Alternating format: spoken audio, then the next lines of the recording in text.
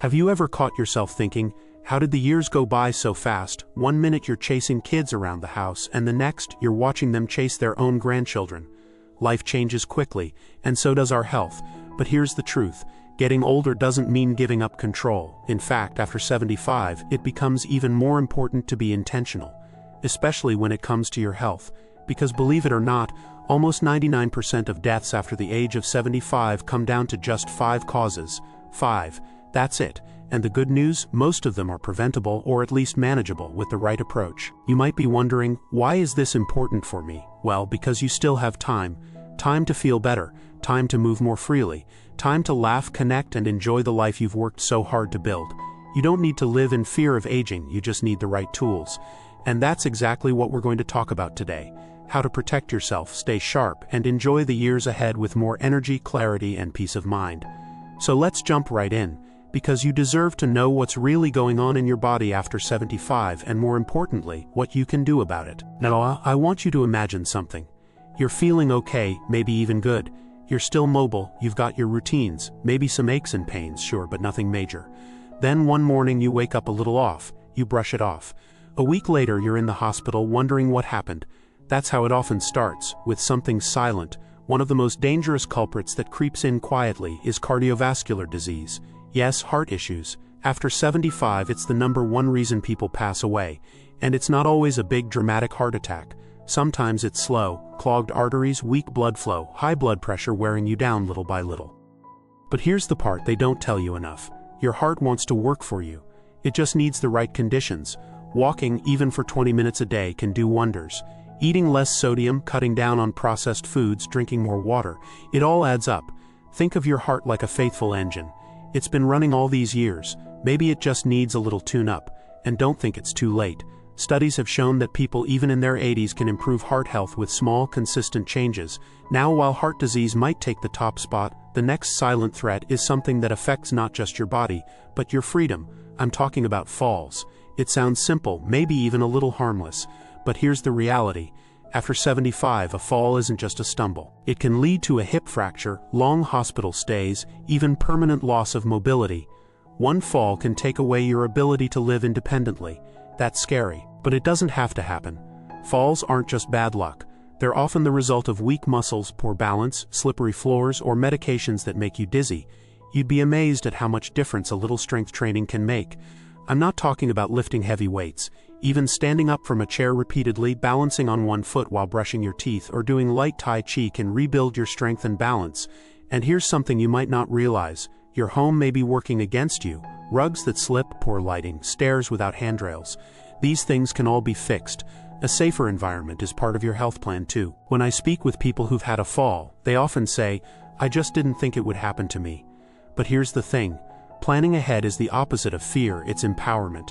You're not being paranoid, you're being smart. You're giving yourself the best chance to stay on your feet, stay strong, and stay independent. That brings me to something deeply connected to both heart health and falls. Something most people don't talk about enough, especially in older age. Muscle loss. After 50, we start losing muscle mass naturally, and by the time we're 75 or older, this can become a serious problem. We call it sarcopenia, but don't worry about the fancy word. Just think of it as the slow fading of strength. The trouble is, when you lose muscle, everything gets harder. Getting out of bed, walking upstairs, carrying groceries. And more importantly, it increases your chances of falling, being hospitalized, and even dying from something as simple as the flu. But just like with your heart, your muscles respond to attention. They want to be used. Resistance bands, light weights, bodyweight exercises, even just gardening or doing housework with a little more effort can make a real difference. Protein is another key. Most people over 75 aren't getting enough of it.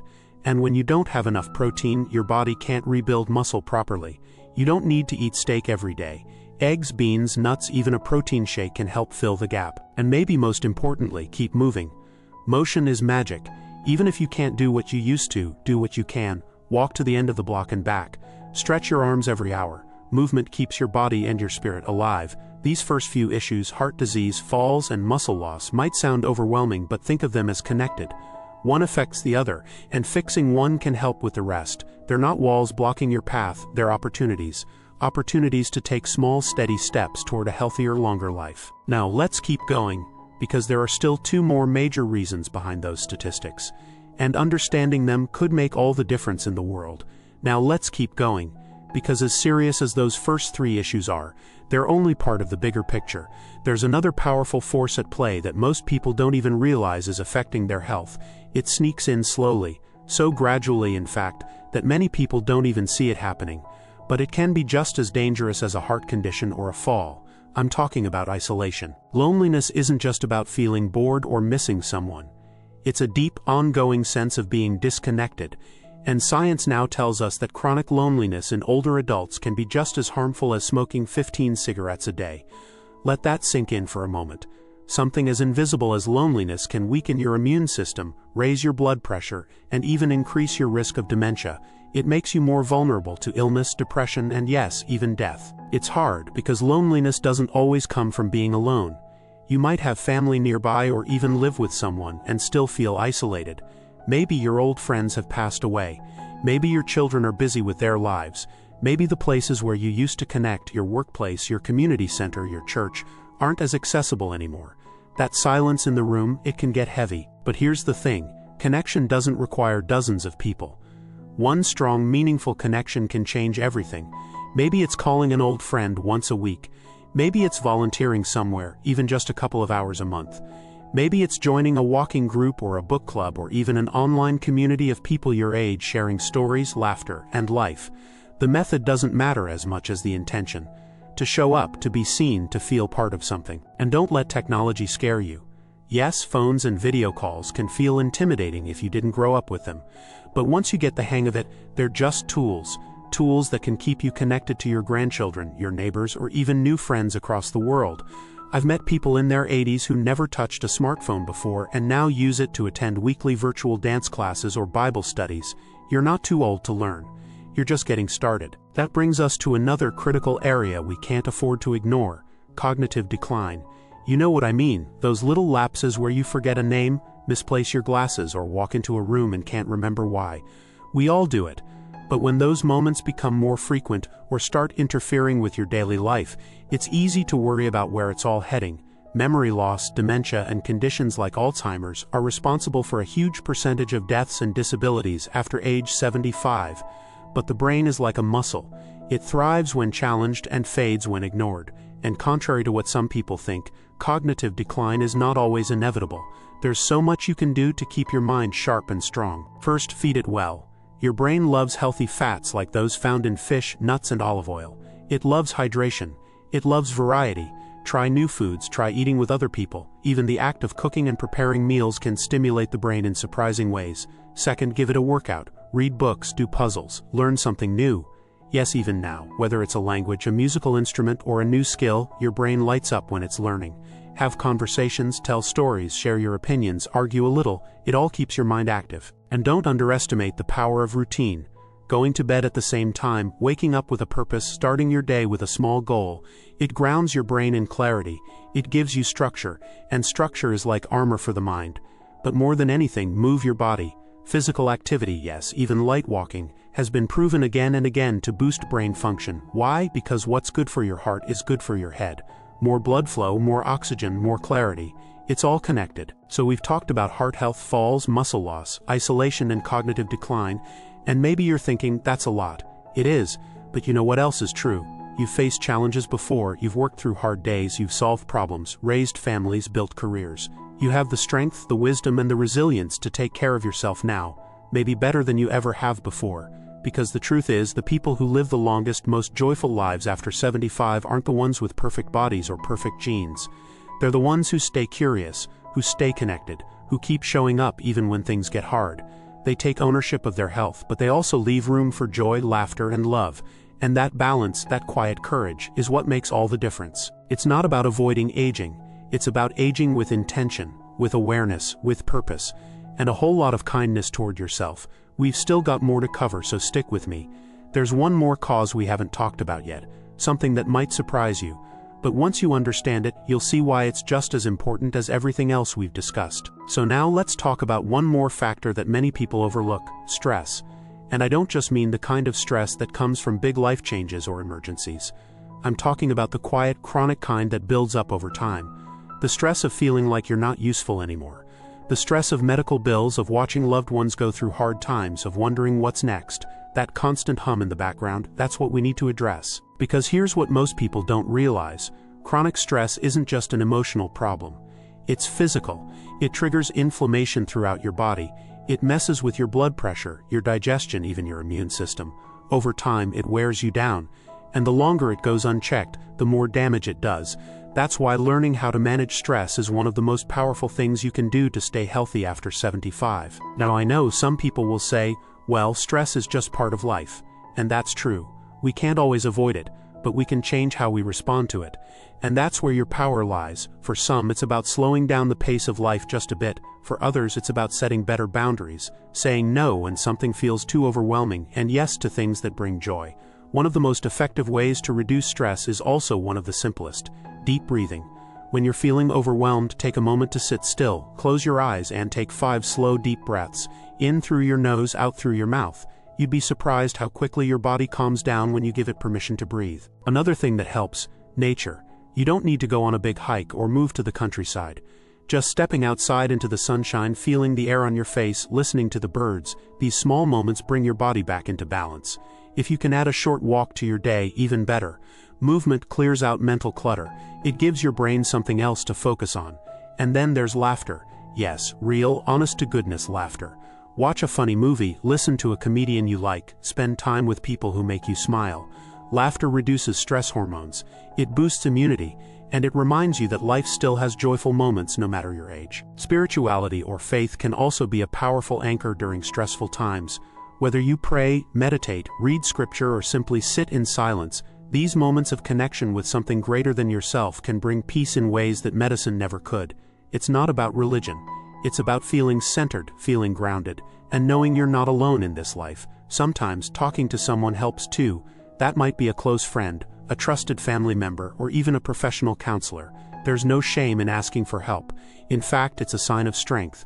We all need someone to lean on, especially when things feel heavy. You see, managing stress isn't about pretending life is perfect. It's about giving yourself space to feel what you feel and then gently guiding yourself back to calm, back to peace. And when your body is calm, it can heal, it can rest, it can thrive. At this point, you might be thinking, all of this sounds good, but how do I make it stick? Because let's be honest, hearing good advice is easy. Doing something with it, that's the challenge. And here's the key: consistency. Small steps done consistently beat big changes that don't last. You don't need to transform your life overnight. Just pick one thing: a 10-minute walk, a daily call with a friend, drinking more water, or setting aside time to breathe. Start there, build on it, and soon those small steps become habits that protect your heart, your mind, and your joy. Remember, the goal isn't to live forever. The goal is to live well for as long as you can. To wake up each day with a sense of purpose, no matter how simple. Maybe that purpose is tending to a garden, helping someone in need, sharing a story, or learning something new. Purpose gives your life color. It's the spark that keeps your days from blending into each other. There's also something else I want to say, and it's important. It's never too late. Never. You might think, well, I'm already in my late 70s. My habits are set. My body isn't what it used to be. But change doesn't care about your age. Your body can still improve, your brain can still grow, your heart can still open. You can still create a life that feels meaningful, starting today. You've already come so far. You've lived through ups and downs, through triumphs and trials. That experience, that's your strength. You already have the wisdom. Now it's just about using it for yourself, to protect your well-being, to invest in your joy, to care for yourself like you would someone you love. Because you are worth that care. You deserve to feel good in your body, to feel supported in your life, and to feel hopeful about what's ahead.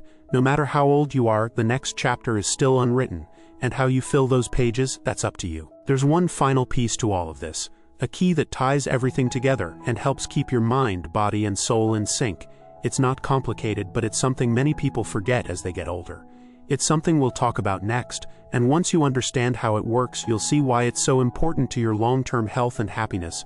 Now let's talk about that final piece, the one that often gets pushed aside but may be the most powerful tool you have to stay alive and well after 75.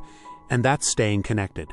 Not just socially, but emotionally, spiritually, and mentally. Connection is like sunlight for the soul. Without it, we wither.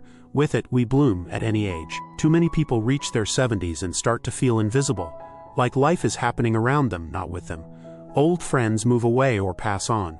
family gets busy, days stretch longer, quieter, and that quiet can sometimes turn into something heavier. Loneliness isn't just uncomfortable, it's dangerous.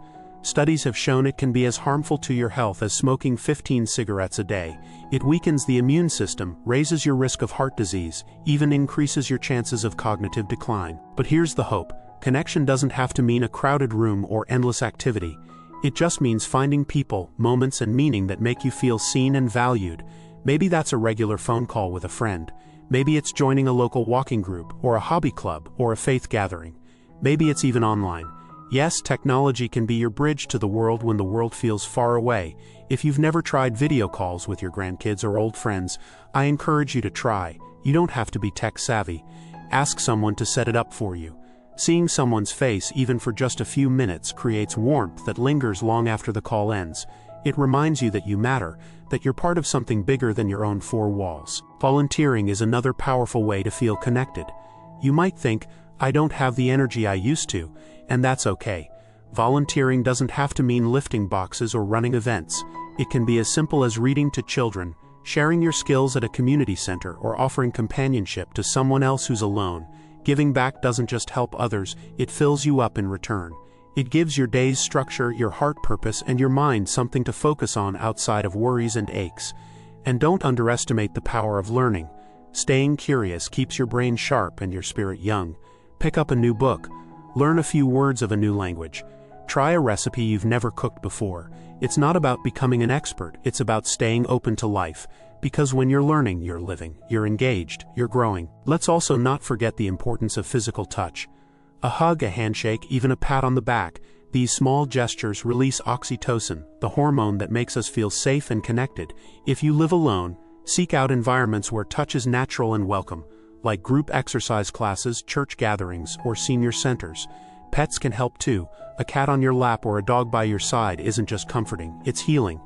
They give you unconditional companionship and they ask for nothing but love in return. Now let's pull everything together for a moment. The 5 major reasons people die after 75: heart issues, falls, cognitive decline, chronic stress, and isolation, are not a guarantee. They're risk factors. And the beautiful thing is, you have influence over every single one of them. You can nourish your heart with movement, food, and laughter. You can protect your bones and balance through strength, awareness, and small habits. You can keep your mind active with connection and curiosity. You can ease your stress through breath, nature, and perspective. And you can stay emotionally full through friendships, family, and faith. These aren't miracles, they're choices. Gentle, doable, daily choices. And you don't have to do it all at once, you just have to begin. And then keep going step by step, breath by breath. Here's what I want you to hear, loud and clear. Your best days aren't behind you, they're still ahead. Life doesn't end at 75, in many ways it just begins again, with more wisdom, more clarity, and more freedom than ever before. You've earned this time. You've earned the right to care for yourself fully, to feel joy deeply, and to be proud of how far you've come. So today, make a promise not to be perfect, not to change everything overnight, but to honor your life by living it with intention. Choose to move your body, choose to feed your brain, choose to soften your stress, choose to reach out, to be seen, to see others. And if no one's told you lately, let me be the one to say it. You are needed, you are loved, you are still capable of incredible things. If this video resonated with you, please share your thoughts in the comments. What part spoke to you the most, or what small change are you planning to try this week? We'd love to hear from you, because when we share, we grow stronger together. And if you found value here, give this video a thumbs up and consider subscribing for more videos just like this. Real talk, real help, for living your best life at any age. Here's to strength, here's to joy, here's to every heartbeat still left in you. May each one be full of purpose. Take care of yourself and I'll see you in the next video.